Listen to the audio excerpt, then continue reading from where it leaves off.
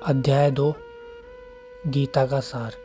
कान में ईयरबड लगाइए, इसको बिल्कुल रिलैक्स होके सुनिए।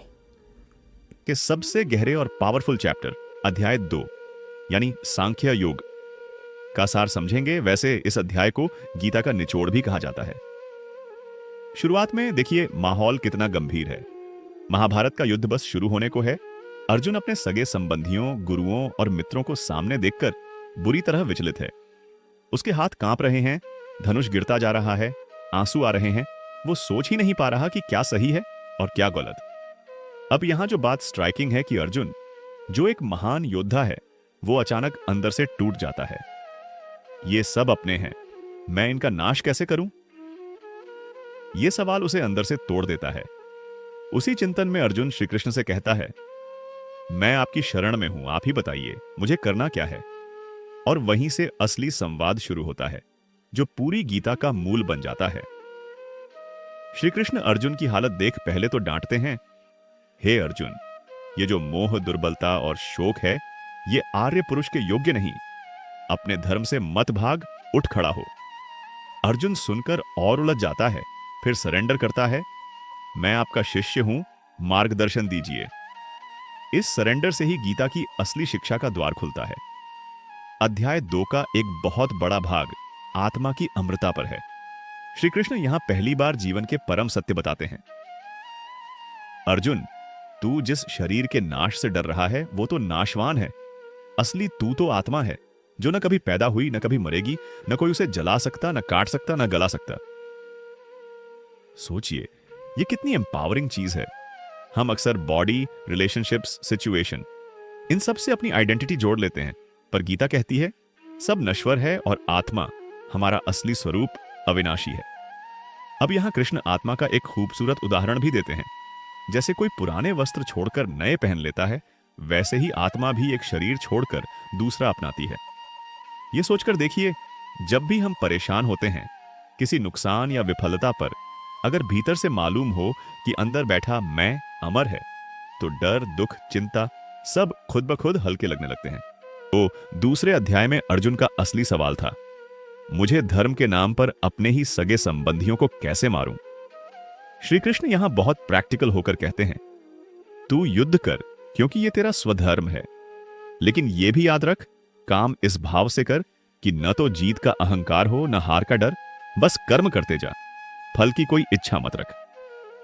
यही है कर्म योग, दूसरे अध्याय की प्रमुख शिक्षा। अब यहां मेरा ध्यान सबसे ज्यादा निष्काम कर्म पर जाता है, जो हर काम करते समय लाइफ में सुपर पावर देता है।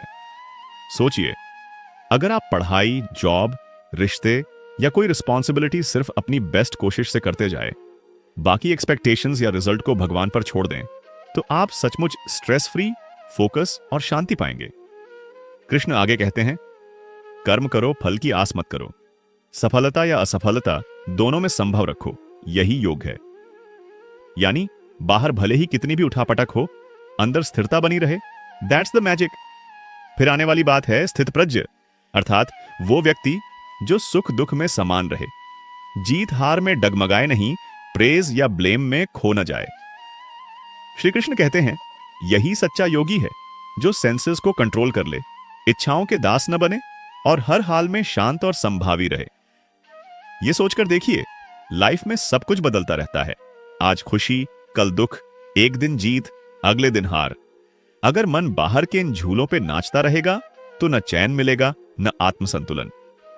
लेकिन स्थित प्रज्ञ वो है जिसके लिए बाहर के हालात जैसे भी हों, अंदर एक परमानेंट शांति, क्लैरिटी और कॉन्फिडेंस रहती है।